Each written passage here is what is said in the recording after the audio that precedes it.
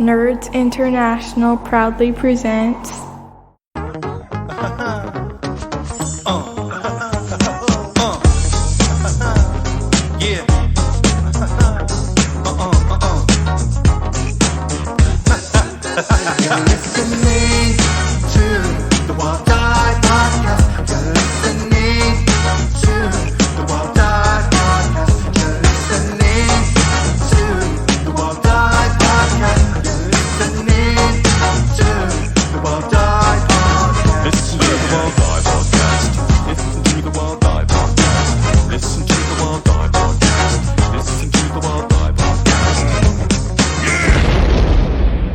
Welcome to the Wild Eye Podcast, episode 90.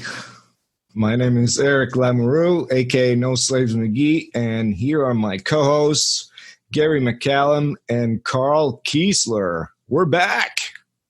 All right. Woohoo. We got Carl. We're back with Carl. How's it going? We lost.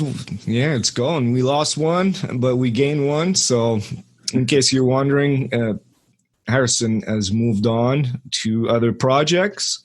He was a big part of this show for many years. Basically, from the start, his contribution, it was really big contribution to the show. All the editing, all the jingles, all the irreverent humor. But if you want to follow him, he still has his podcast, the 3T Podcast, and he started a new podcast too about the Fresh Prince of Bel-Air. So if you want to listen to that, you can follow him there. So thanks, Harrison. So in case you're not familiar with Carl, he is part of the Annie Award-winning team at Doghouse Rules. If you're familiar with the Trailer Park Shark Attack, well, it's Carl and his buddies making that. He's also a graphic designer and the demo guy for Pinnacle. What's the official title? Demo guy? I guess, yeah, something like that. I've run some demos for them. Superstar GM. No, I thought you meant like demolition, like you wreck stuff. Yeah, man. You drive like an excavator around the warehouse and knock over all the books and stuff. And that's right. Yeah, and of course, internet sensation with all these amazing props. So we're really happy to have Carl with us. Brings I say that with any new host, really, but he brings a bit of class to the show. Thanks, man. Wow, excited. I think that was it. That was kind of a sideways dig at me, wasn't it? Yeah. I try to balance things out a little bit. So yeah, I got the pleasure of meeting Carl earlier this year, twice on two conventions and expedition. And so this show we're going to change a little bit the format. We're going to go to a shorter format. There are things that we won't be doing anymore, like reviews and extra long roundtable conversation discussions on topics. The truth is the podcast landscape for Savage Worlds has changed quite a bit over the 5 years that we've been doing this. Podcasts have come and gone, and the new ones are filling out some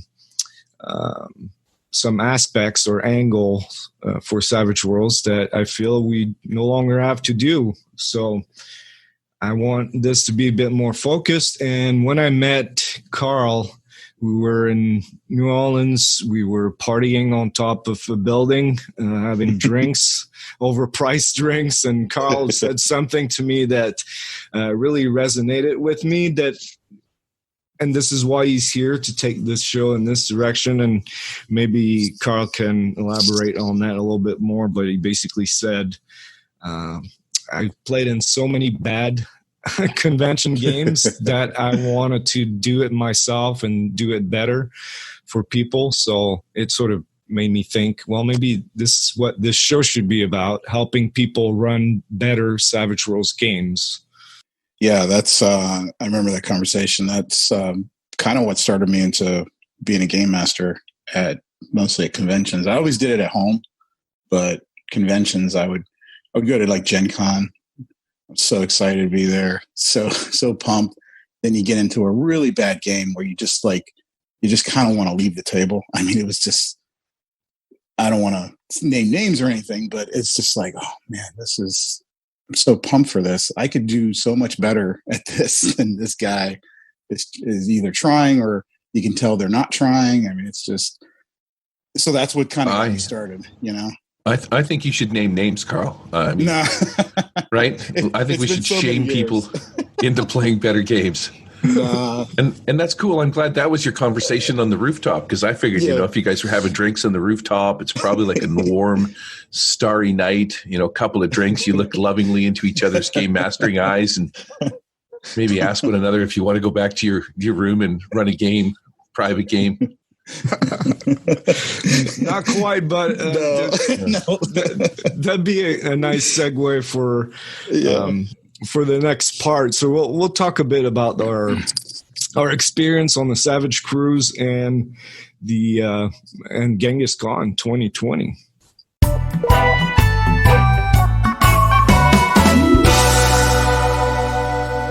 So it started out, Savage Cruise was 7 days on a cruise ship, and it was a convention too, really, because a lot of games every day, basically. 3 time slots a day. Carl ran like 35 games during that time. Seemed like it. I ran 4. And started out in New Orleans, quite the party town. We were right on Bourbon Street. And Gary's been there too. He knows what we're talking about.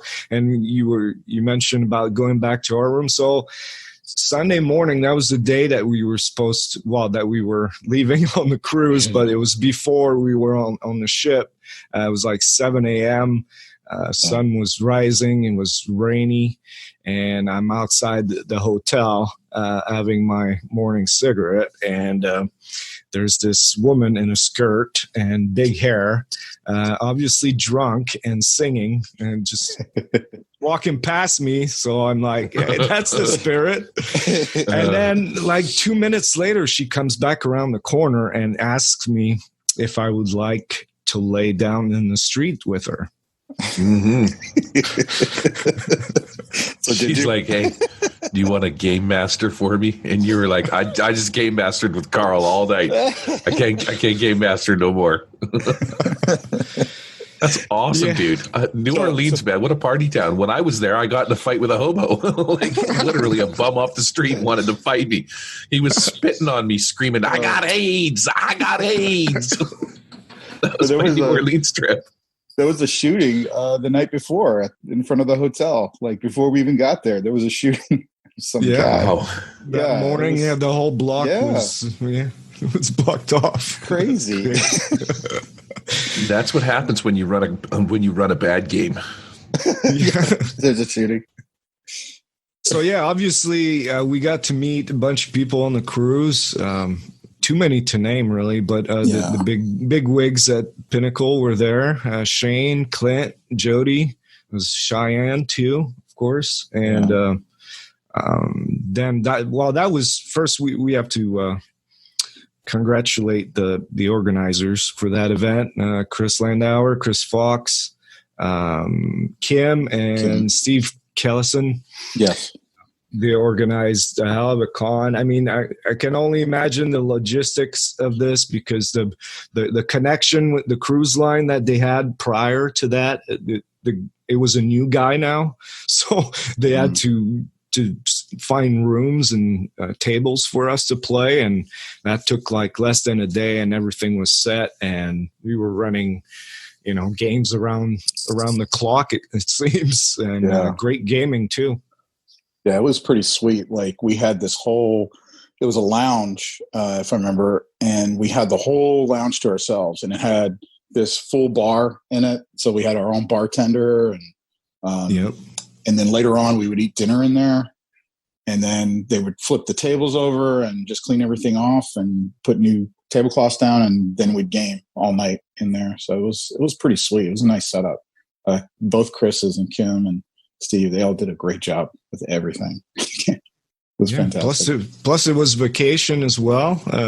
Three ports, so you got to do a bunch of crazy things while I took advantage of my Cheers package and drank all day instead of going out. What'd you do?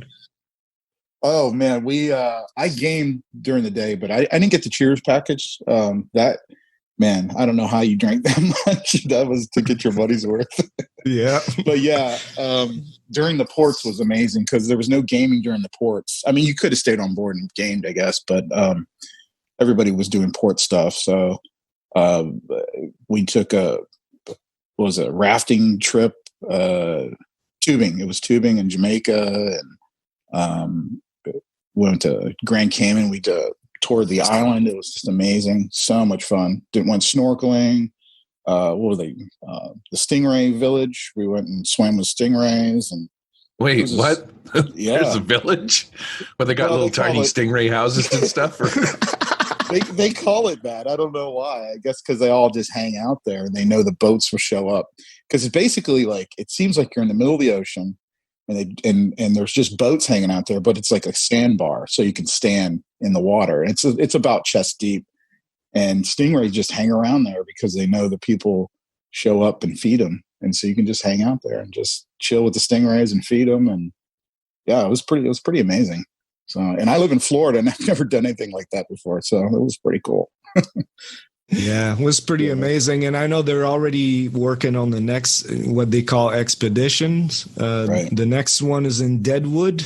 That's South Dakota. I had to Google it. I didn't know where that was. But for the release of the new Deadlands. So they're going to be over there. They're already taking care of it. So I'm going to try to get a link for you guys so you can book your trip there. It's 4 days this time. So instead of 7 days, shorter, and hopefully I know there's a free concert, a free music festival at the same time there. So there's some sort of music festival. Stingray Village is going to be pretty hard to beat. Let's face it. Who wants to hang out in Deadwood? Dust and tumbleweeds going by. You guys got Jamaican patties and stingray villages. That's right. It was an amazing cruise. Yeah. Hopefully they do it again next year. So save you money, folks, because it was an amazing experience. Because that leads to the next one. Because with this one, it was a vacation, but with gaming. But now, like a couple weeks later after the cruise, we went to Denver, Colorado for Genghis Con 2020. And man, is that a fun convention or what? I mean, if you want some Savage Worlds, that's the place to go. I mean, let's just put it this way. Savage Saturday Night at Genghis Con had 24 Savage Worlds game on the table that you could join, and all in one room. And that room was so loud that night, and I was losing my voice. I know Ron Blessing, he had lost his voice by then. He was running a game. Saving throw guys, the wild card guys were running games. It was awesome. Yeah, it was such a good time. I mean, that's another con that, I mean, if you just want to go and just play in games, like you go to Gen Con and see the big, new thing. But this con was so amazing, just playing games left and right. And you got to play with like Ron Blessing was running games, Tracy Sizemore, Della Hayhurst, Eric was running games. I mean, it was just so many great Savages there, and so many great Savage Worlds games. I mean, anything you can think of. Wise Guys, I know Daryl ran Gem and the Holograms game. Tracy, she ran Harry Potter game, which was amazing. Ron Blessing ran his new setting that he's going to come out with called Fuse. It was kind of like a modern superhero-ish. It reminded me of Heroes, the TV show, a little bit. Yeah. It was really awesome, really a lot of fun. So, I mean, just anything you could think of, people were running games there. It was a good time. The organizers there, Donnie and Andrea, they're awesome. They did a great job. I mean, granted, I only slept about 3 or 4 hours every night, but I was beat. The people that were in my game Saturday night, I'm sorry, but I was shot by that time, but I still went on and had a great time. It's one of the best. Well, I think right now it's the best Savage Worlds convention that you can go to in the world. The most Savage Worlds games, period. So I feel like you're just trying to hurt my feelings now. That's what I feel like. You're going on about how many games you played, all these cool people you played with, how there's all of these games to play in, and here I am sitting in my basement waiting for you to come around. I know. Well, that's why we're talking about it, because we want more people to know about these events and be part of it next time. Would a giant fat guy like me be able to survive at 50,000 feet?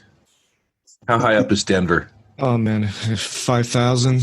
It was rough. Man. It was really rough on my body. I was close. I mean, I've been in the desert and dry heat and all that, but the air is so dry in Denver. It was really brutal. But despite all that, I had a great time over there. Yeah, it was fantastic, Con. Well, I'm happy for you. Well, hopefully next time, Gary, you manage to you bring your family. Yeah, you can take your daughter to swim with the stingrays and the manatees. Yeah, crikey, you know where I'll end up. All right, so next part of the show, we will talk about, we'll give you 10 reasons to play Savage Worlds. Well, the first one, I will say it's easy to pick up. I think we saw that at conventions, that even though Denver is known, Genghis Con is known for, if you want to try out Savage Worlds, go there. But I think half of the players I had during that conventions had never played Savage Worlds, or had read the book, or hadn't played in like 5 years or something like that. So it was really easy for them to pick up, because you just aim the dice and bennies and off you go, and the rest you just learn while you play. I thought you just meant it was a lightweight book. It didn't require a lot of strength. Yeah, for nerd arms.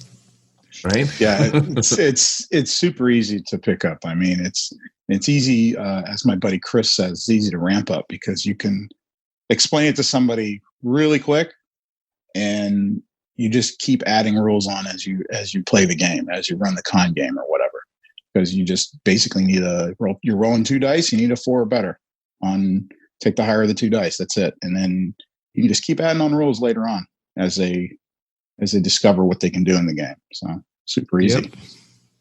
Yep. Second reason, initiative cards create excitement, especially with the Joker. So this might be odd for some people to wrap their heads around using a deck of cards, poker cards, for initiative. But once you get into it, it's actually quite fun. It means that when the cards are dealt, people are paying attention to what's going on. And especially now, since you can spend bennies to get a new card, and waiting for the Joker, there's always a cheer or something like that when the Joker is dealt. Yeah, that's cool. It's my favorite initiative, I think. It's one of the few initiatives that, when you lay down a card, something could happen. And there's different settings that'll do different things and stuff like that too. Some of the edges that you can take are pretty sweet. The nicest part about it, I think, too, is how fast the initiative is. You take a game like Dungeons and Dragons, everybody rolls their 20, add your dexterity, tell a single person, he organizes them. Man, by the time it's all said and done, I've gone to the bathroom like 3 times because I'm old and I have a small bladder. But you know what I mean? This thing, you throw these cards down and you're good to go, and everybody can see when you go. So yeah, the initiative thing is pretty sweet. The only thing that's faster that I've seen is ICRPG, and it has no initiative. So I'd have to say that doesn't really count. All right. The third reason, you get to use all of your dice. And then there's acing and the wild die. What do you think, Carl? Love it. Players love using all those different dice and the acing. Oh my gosh, which a lot of people call exploding. It's amazing when you roll damage and you roll 34 points of damage against the big bad or whoever. It's people are standing up and yelling and screaming, and that because it's just so much fun, and it means something in the game too. It doesn't mean, oh, well, you just take off 34 hit points, but nothing really happens. You just move on to the next stage. When something like that happens, it's amazing. And the wild die, I mean, that's pretty cool that you get to add an extra die to your skill rolls because you're the wild card. You're the extra special characters in this game. It's so much fun. So much fun. All right. The fourth reason, there's a setting for any genre, which drives very crazy, but it is the case. It's a curse and a blessing at the same time. Well, basically what this means is that whatever game you're thinking about running, there's probably already a book out that fills that niche. So, Garrett, you have the new shiny problem where it's like, oh, look, new setting. It's so cool. I want to try that one. Is that the... I've got a hard and fast rule now. I'm not buying anything that doesn't come straight from Pinnacle because there's just too many that come out. Oh, there's so many great settings and things that you can just add to your game. It's just so cool. I mean, but yeah, that can be a problem. But it's a good problem to have, I think. Yep. More options. Yeah, exactly. Exactly. The fifth reason, and I'm sure Carl can talk at length about this, easy GM prep. What does that mean to you? That means before Savage Worlds, I was in D20 and I would stat out creatures and monsters and all these NPCs and all these stats. And I get to Savage Worlds and it's like, you don't really need all that. You can just, okay, what is an average guy? He has a D6 and pretty much almost everything. All right, done. You don't even write things down. You can just go from there. And if you need a creature, just look in the bestiary in the core book and just grab a creature and change a few stats out or a few die types and you're done. Like you could take an orc and now he's this badass gangbanger, from your Wise Guys game. You can just change the stats out. Boom. Just a few of them, done. And with that gives me more time to do my other hobby, which I paint minis and I make terrain and I do graphic design for character sheets and stuff like that. So it's a good balance for me because I like to do both. So it's like two hobbies in one, like game and do the mini and terrain stuff. So you're the master of the mini and terrain stuff. Yep. I don't know. You've seen Eric's stuff, man. That's amazing. So what he did, that whole pyramid. Well, he's given you a run for your money, man. When have you ever actually played a game where you've got to spray somebody in the face with a water bottle? Never. Right? That's taking it to another dimension. Amazing. Isn't that like 4D when you go to the movies? Eric's doing like 4D games now. Yeah. He's next. He's going to start punching and kicking people. Oh, you take a right hook to the face. Next thing I'm working on is our smells. Oh, there you go. I'm going to bottle them up and release them during games. This guy smells like armpit as you've got your fingers wedged into your armpit and you're aiming for the guy's nose. Awesome. All right. Reason number 6, very versatile. So in games, usually you have extensive rules for combat and very little else in the, I would say, like mini games within the game. So Savage Worlds has a lot of mini games within the game, like quick encounters, social conflict, chases, dramatic tasks, and the list goes on. Now there's networking. So all these little games help you structure your own scenarios, adventures for your player. You can design them around these mini games so that you have a bit more variety in your session. It's not just combat, role play, NPC, combat, big combat, right? So reason number 7, trappings. What about trappings, Carl? Trappings, they let you take your normal, like for instance, the power of bolt. It can be anything you can think of. It can be a swarm of bees that shoot out. It could be fire. It could be wind. It could be anything you think of. Trappings let the players really invest and think of what's the coolest thing I can do with this power and make it my own character's like special ability that only he or she does. Like it's just something to really put your signature onto that power or something like that. I agree. I think it ties in with the very versatile part of it too. Certainly. Yeah. Reason number 8, tailor your game with setting rules. So basically you got the core rules of Savage Worlds, and every setting adds a bit more rules, like modular to tailor it to your own game. Well, what are your favorites?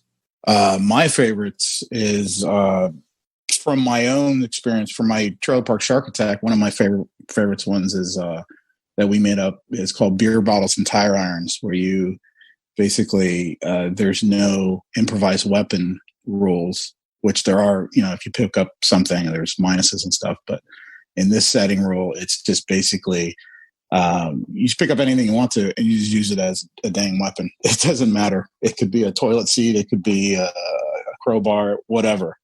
But yeah, I've from the core book, I kind of dig the no PowerPoints. We've done that before, and I'm a fan of that. One of my players wanted to use that, and it worked out really well. I mean, it's just basically you just if I remember right, you put some minuses instead of PowerPoints, depending on how much you're spending or something, and you put some minuses to your skill roll. And it's simple, it's easy, and it's but yeah. How about you guys? Did you guys guys have any? I think it's a good way to tweak the rules just so it works.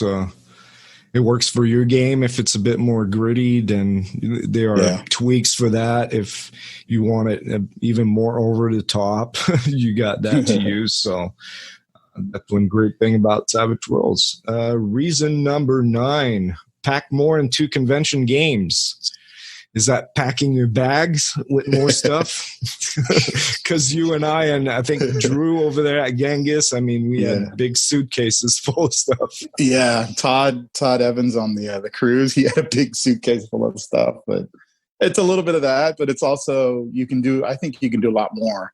It kind of goes back to the very versatile role where you can add all these cool little mini games within one game. I mean, if normally, I can run like 3-4 different scenes in my con games, and I could put so much in these scenes. It could be a combat, then go right into a social conflict afterwards, and then maybe a chase right afterwards, and then go to the next scene. I mean, there's so much you can do because I think the rules are so easy to pick up and run, especially at con games. You can do so much. I mean, it's almost like you're watching a movie at a con game where you have a beginning, middle, and end, and you can do that with Savage Worlds, I think. Yeah, that's what I try to stress. Yeah, it goes super fast, especially with like 6 players that we run games for. So you get to go through a lot more than maybe other games. Maybe not all the games, but most of the games, you'll pack more into it. And finally, probably one of my favorite reasons would be the bennies. So with bennies, it gives you so many ways to influence the story, change the momentum of the story, gives players agency. I know Gary doesn't like that. He doesn't believe in player agency, but that's what bennies do for me. Allow you to re-roll something that you don't like, soak damage, influence the story, and then there's always other ways that GMs think of to influence the story or use for bennies too. I feel bennies derail my railroad. like adventure cards. Yeah, that could have been another reason too. Yeah, I know, definitely. Carl loves the adventure cards. So. Oh yeah, I love using them. Players love them. They're pretty cool. They keep your GM on your toes, and so do bennies. It's like, oh well, he failed that. No, he's bennying it. Okay. Let's figure out. There's some pretty cool adventure cards too, right? I mean, that's really what I like about the adventure cards is they keep you on your toes. As a game master, man, you got to be kind of quick-witted when you say a thing or do a thing, and suddenly you're not doing that thing because somebody cracks out an adventure card and is kicking ass and taking names all of a sudden. Yeah. All right, so there you go, folks. That was 10 reasons to play Savage Worlds.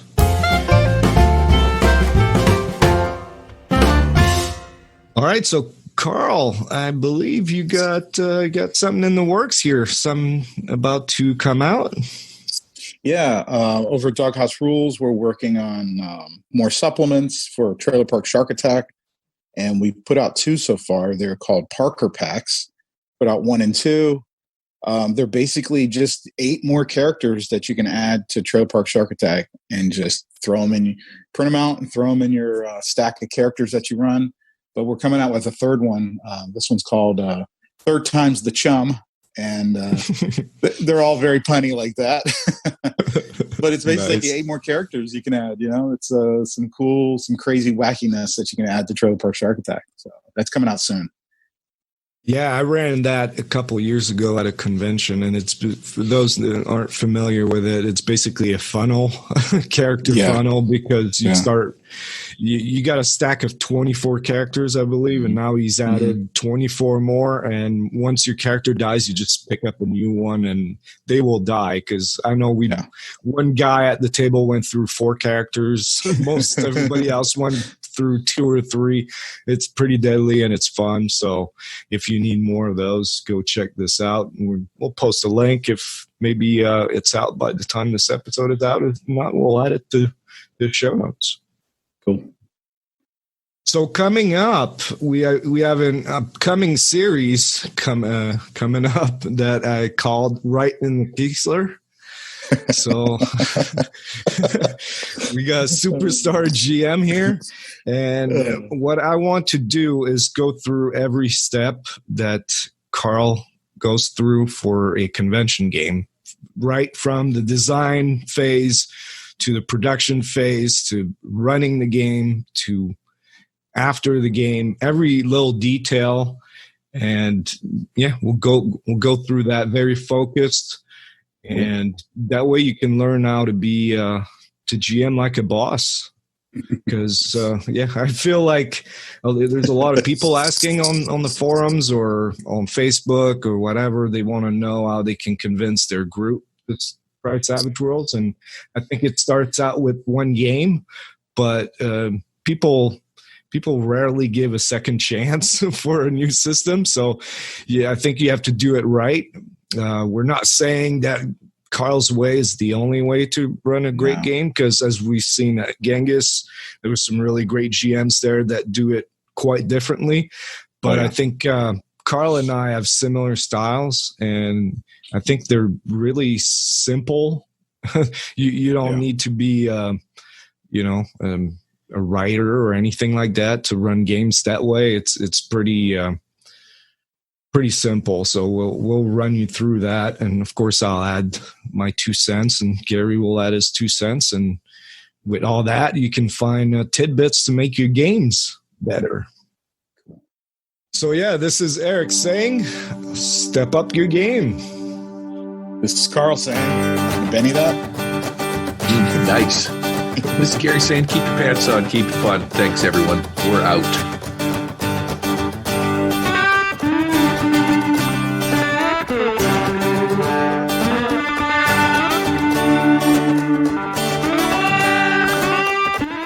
Thanks for listening to another episode of the Wild Eye Podcast. Let us know what you think of this new format. You can reach us at thewildeye@gmail.com. You can also find us on Facebook, MeWe, and Twitter. And we also have a Patreon page where we can afford better audio equipment and hosting for this podcast. The Wild Dive Podcast would like to thank the following patrons: Uncle J. Raz, Alan Bray, Rob Towell, Conrad Erasmus Neuberg, Corey Judd, Emma Wakeland, Kevin Stanley, Perry Chalmers, Ray Aristia, Bubbles, Dan Brown, Yan Jetmar, Manuel Sams, Mr. Stagg, Mwagan, Sean Richer, Zovia RPG Maps, Andy Hall, Brian Kaser, Darrell Cartier, Jen Skonheim, Patrick Greenlaw, and Sid the Squid. See you next time.